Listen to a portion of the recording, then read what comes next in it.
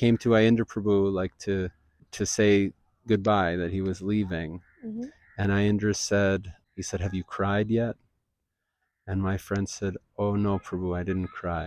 And then Aindra said, "Then you never came here." Haribo. Hare Krishna, everyone. All glories to Srila Prabhupada. All glories to Sripad Aindra Prabhu. I'm Kavya Budhiraja, and welcome back to Being Krishna Conscious. Today, it is my greatest fortune to have the association of none other than His Grace Akincana Krishna Prabhuji, my Kirtan inspiration. And let me be very, very honest here. Prabhuji, I believe that there is hardly anyone in ISKCON or anywhere who has not heard your melodious kirtan of Shuddh Harinam.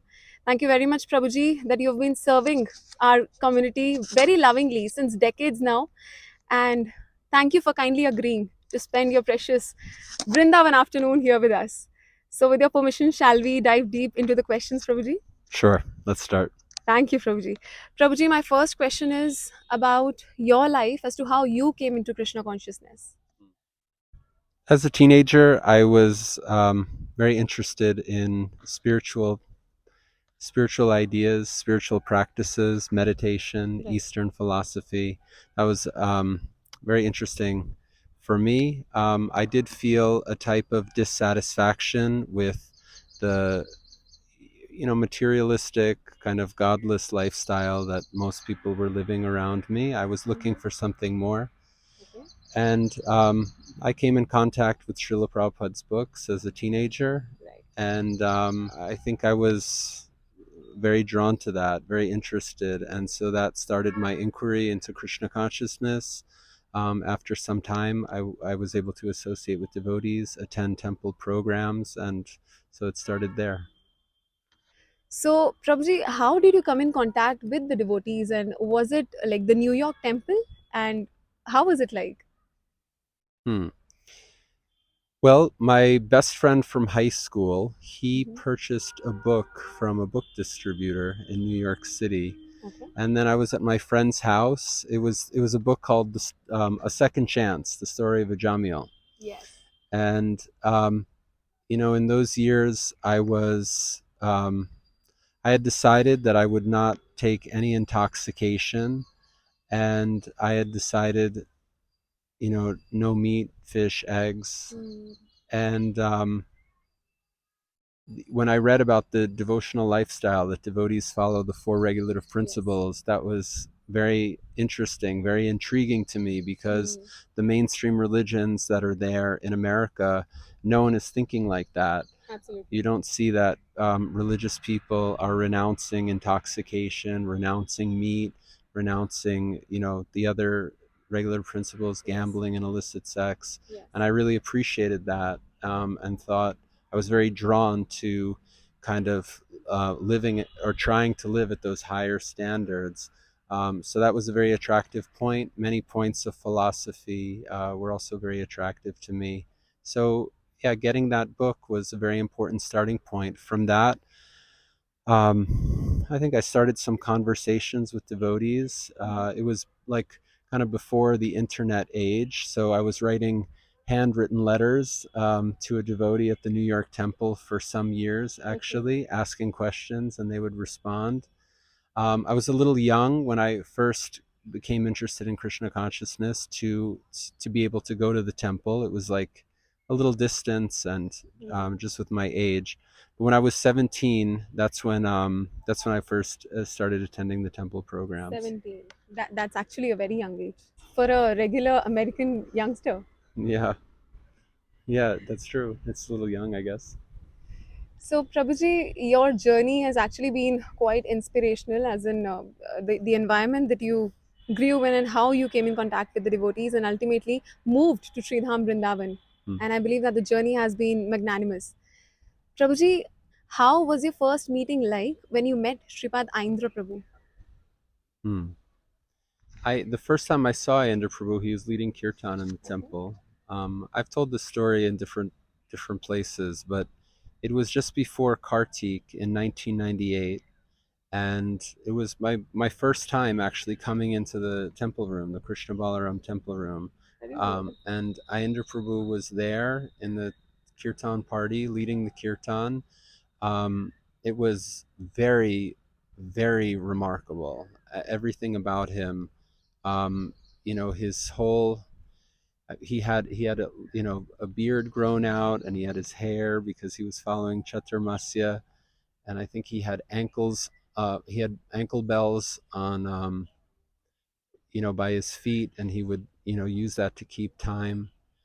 And but the really thing that was like it was like shocking, actually, is just how when he sang, it was really like someone was really crying for Krishna, really crying for the Lord, like in a way I had just never seen before, and that left a huge impression on me. So I was immediately, I mean, actually, before that, um, I'd had a certain experience of kirtan and what kirtan was. But I think when I first saw Aindra, when he was singing, leading the kirtan, then it kind of like all made sense. Like, oh, this is what kirtan is supposed to be. I just felt immediately that he was doing kirtan at a very high level in several ways, both in terms, just the devotional spirit was something like I'd never seen before. It was very strong, and um, just the artistic presentation, the way he sang, it was just very, very beautiful. Like I was clear that this was like very, very talented, very artistic person that was expressing himself like in a very beautiful way, and with all that devotion. It was very powerful. So yeah, that's the first time that I saw him and heard him.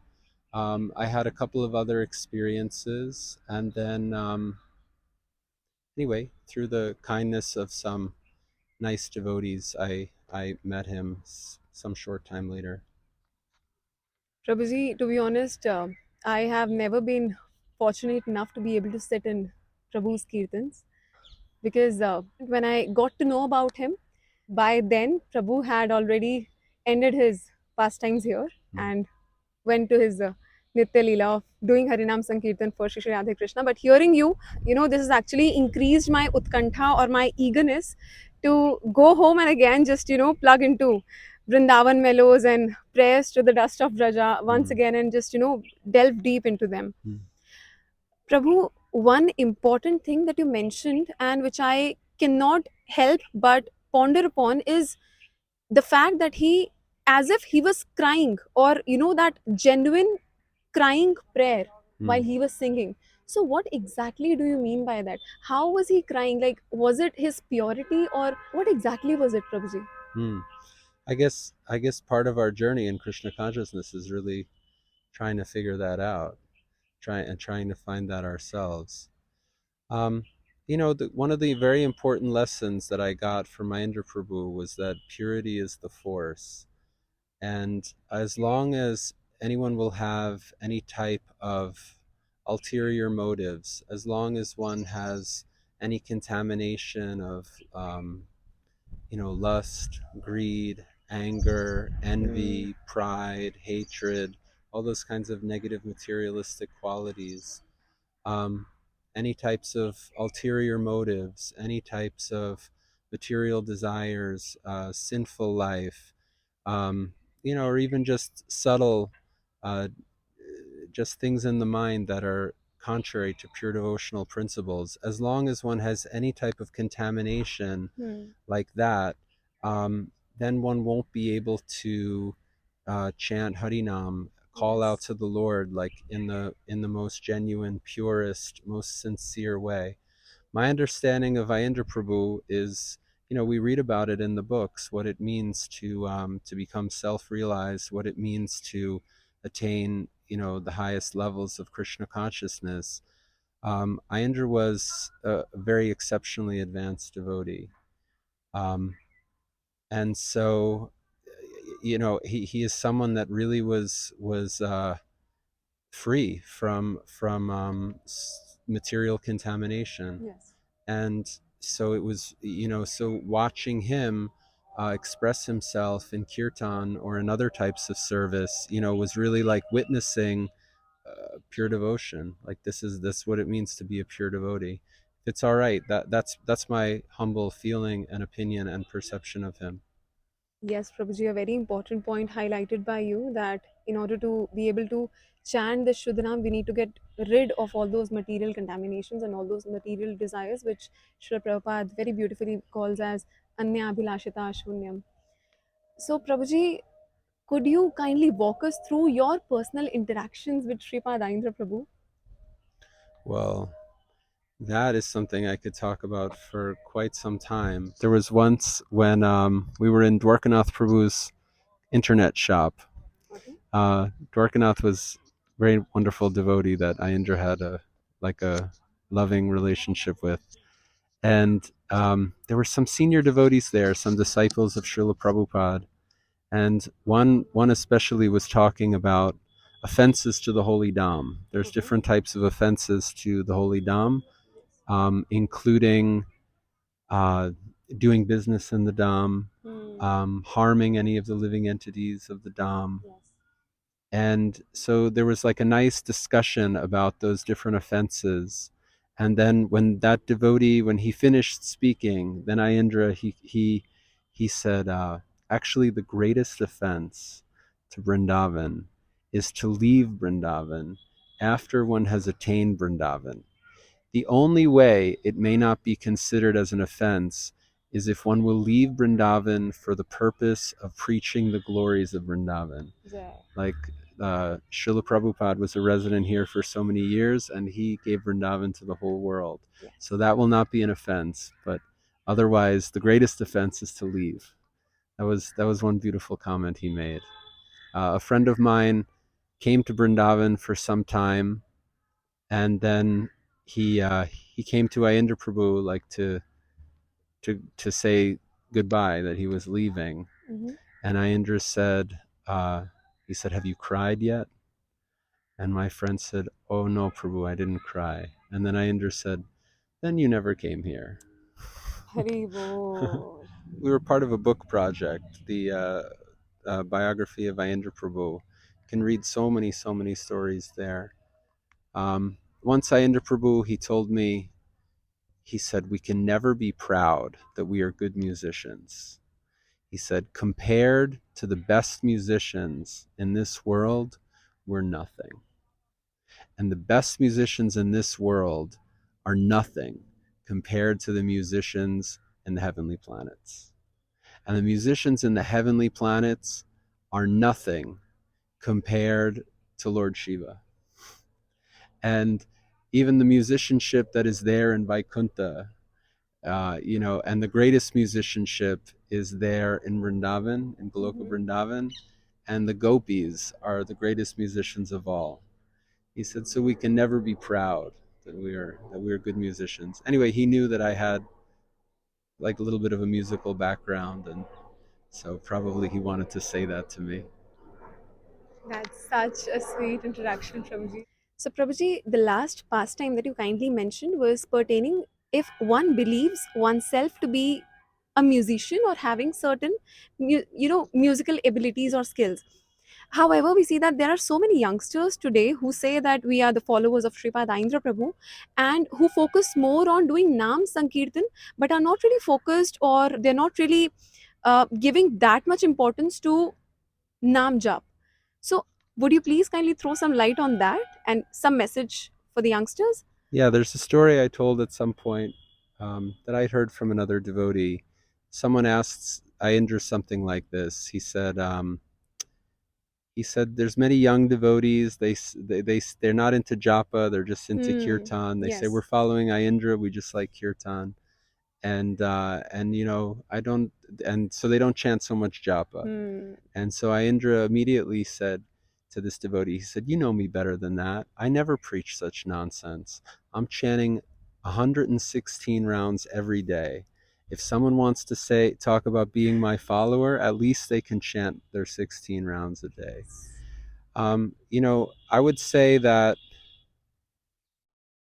personally, I never feel like I'm um, really coming up to the mark of what it means to be a follower of Aindra Prabhu. I see that as a very high, very exalted thing. Aindra set very, very exceptional standards in his personal behavior and in many spheres of devotional service. You know, his deity worship was exceptional. He was even famous for how he was dressing the deities like Radha Shamasundar. He had his own personal deity worship. Aindra Prabhu was very serious with his Nam Japa, always chanting well above 16 rounds. You know, and the last period of his life, even much more than that. You know, like he said, 116 rounds. Um, you know, his understanding of Shastra, his having heard Shastra. You know, one time I was in the car with Aindra Prabhu, and we were going to a program, and the devotee that was driving, that was kind enough to offer us a ride, he just turned on his like car stereo system. He turned on a lecture of Srila Prabhupada, and it just played for maybe like 30 seconds. And Ayendra immediately said, "Oh, I love this lecture. This is the lecture where Prabhupada says this, and Prabhupada says this, and Prabhupada says this." And then I understood, like, wow, like, you know, for someone to be that familiar with the lectures, that shows that he's like really absorbed in hearing from Srila Prabhupada. He clearly heard very thoroughly all the books of Srila Prabhupada. He would speak very strongly if you know, he saw that people weren't uh, reading Srila Prabhupada's books. So I just want to say, his hearing from Guru, his hearing from Shastra was very exemplary. Ayendra's absorption in hearing Krishna Katha was truly exceptional. You know, he said very strongly, you know, I read all of Srila Prabhupada's books within the first 3 years of my being in this Hare Krishna movement. What are you doing in this Hare Krishna movement if you have not read all of Srila Prabhupada's books? He was speaking very strongly like that to devotees. Um, and yeah, you know, people were here. He was listening to Prabhupada's classes. He was hearing different audiobooks of devotees reading different shastras. Um, Many times I remember him doing that. He had devotees, like close associates, that were reading shastras to him and discussing while, you know, maybe he was doing his puja and someone is reading. Especially while he was doing his puja, he was hearing very thoroughly. um, and I just understood, you know, there were so many devotional books that he just went through countless times. Um, and yeah, you know, he was very humbly doing menial services. He's famous for, um, you know, he took very seriously cleaning the bathroom as like a very humble menial service. This is my Guru Maharaj's ashram. The bathroom should be cleaned well. Uh, you know, maintaining the ashram, beautifying the ashram. You know, everybody knows that he, you know, he decorated the whole brahmachari ashram with like very, you know, beautiful, wonderful cow dung sculptures and different images in cow dung, like to remember Krishna. He personally, you know, he purchased so many Radha Krishna paintings and had so many devotional artwork paintings around the ashram. So, you know, just as a humble menial service, he was keeping the ashram beautiful. He several times a year he would offer feasts to his deities and then distribute that to the devotees, especially at the end of Kartik. And just in so many ways, he was performing unbelievable austerities when it was, you know, Ekadasi, when it was Chaturmasya, Kartik, Purushottam Mas, Katyayani Vrat. Um, at, you know, so much of the year he was just like going above and beyond, taking reference from the Shastra about how to be very strict in following austerities at those times. And so in so many ways he just set a truly remarkable example. You know, his preaching in New York, he had a Harinam truck, where he was going out for so many hours a day doing kirtan. And would have introduced countless people in New York City to Krishna consciousness. I think that program made a number of devotees. Yes. The person that ended up designing and overseeing the building of Srila Prabhupada's Samadhi was a person that contacted Krishna consciousness because of Ayendra's preaching with the Harinam in New Yeah. York. Yeah.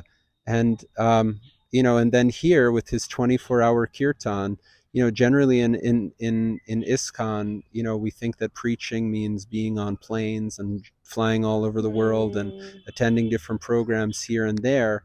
And Ayendra showed an unbelievable example just by sitting in one place, by sitting in this most important place in Vrindavan Dham.